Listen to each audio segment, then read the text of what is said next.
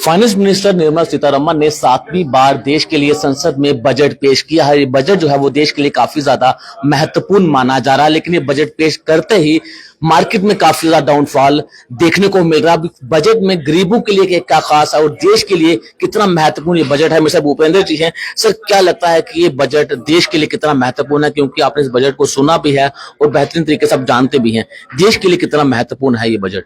देखिए, जो उम्मीद थी मिला जुला बजट है। अभी काफी की पॉइंट्स आना बाकी हैं।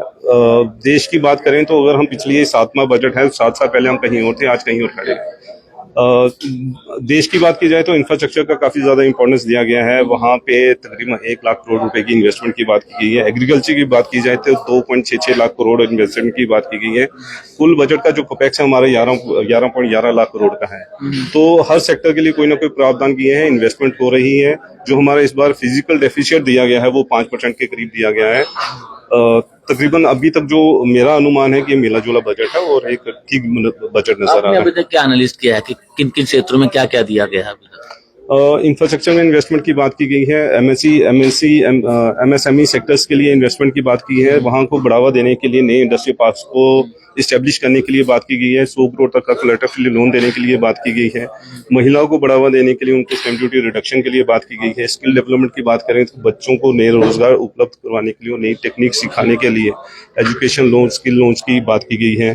किसानों की बात की जाए तो 5 राज्यों में क्रेडिट कार्ड, किसान कार्ड देने की बात की गई है।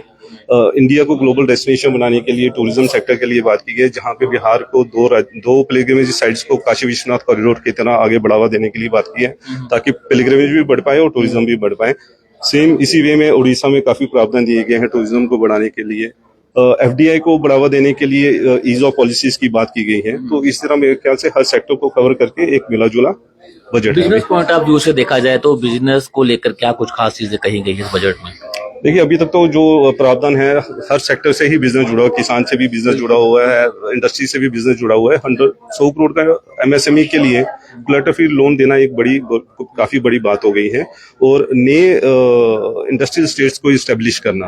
तो ये सीधा नजरिया जाता है कि स्टेट इंडिया के अंदर नए मैन्युफैक्चरिंग हब आएंगे। और इसी वे में अगर मैं दूसरे पॉइंट्स को कोरिलेट करूं, एफडीआई की ईज ऑफ पॉलिसीज की जा रही है, तो माइट भी हम एक्सपेक्ट करते हैं कि जैसे चाइना एक टाइम पे एक इंडस्ट्रियल सेंटर बना हुआ था, तो हिंदुस्तान भी एक नई डेस्टिनेशन बनने जा रहा है। जो टैक्स में जो कहा गया है वो चीजों से क्या लगता है कि देश को फायदा मिलेगा, गरीबों को फायदा मिलेगा? क्योंकि पहले 5 लाख तक कोई टैक्स नहीं था, लेकिन अब 3 लाख कर दिया गया है।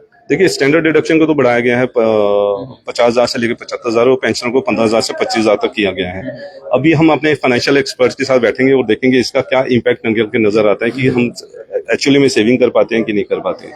जो अभी तक सुनने में आया तो सेविंग्स की बात तो हो रही है, बट अभी तक हमने इस बारे में कोई कैलकुलेशन की नहीं। आप ही के साथ बैठे तो साथ में हम डिस्कस कर रहे हैं, एक बार जरूर इसके बारे में विचार किया जाए। को लेकर भी कई चीजें कही गई हैं। जम्मू कश्मीर एक टूरिज्म हब माना जाता है। क्या लगता है कि जब जम्मू कश्मीर के लिए बजट पेश किया जाएगा तो टूरिज्म को बढ़ावा देने की कोशिश की जाएगी? जम्मू की स्पेशली बात की जाए, जम्मू टूरिज्म हब है, बड़ी सारी चीजें हैं जिसे एक्सप्लोर करने की जरूरत है। जम्मू टूरिज्म को लेकर क्या कहना चाहेंगे? देखिए, उम्मीद है कि जब स्टेट वाइज बजट आएगा तो जम्मू के अंदर हम काफी चीजें की उम्मीद कर रहे हैं कि टूरिज्म को बढ़ावा देने की बात की जाएगी। हमारे काफी सारे सेक्टर्स हैं जिनको माइट भी जैसे काशी विश्वनाथ कॉरिडोर है, माता वैष्णो देवी है, अमरनाथ यात्रा है। अभी अगर टूरिज्म की बात करूंगा, पिलग्रिमेज की बात करूंगा, तिरुपति बालाजी टेम्पल यहाँ पे आ गए और नई डेस्टिनेशन डेवलप कर रहे हैं। तो उम्मीद तो है कि जम्मू टूरिज्म के लिए भी पिलग्रिमेज और टूरिस्ट पॉइंट को मद्देनजर रखते हैं कुछ ना कुछ प्रावधान दिए जाएंगे। बहुत बहुत शुक्रिया हमसे बातचीत करने के लिए। तो आज का ये बजट जो है वो देश के लिए काफी ज्यादा महत्वपूर्ण माना जा रहा है, लेकिन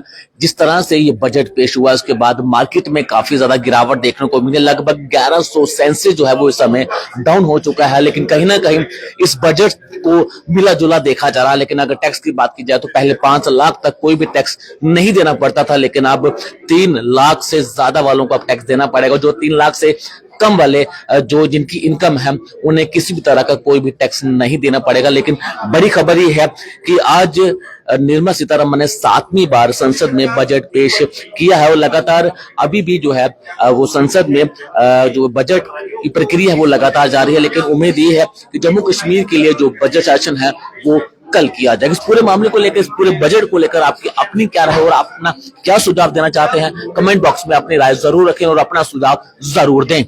नमस्कार।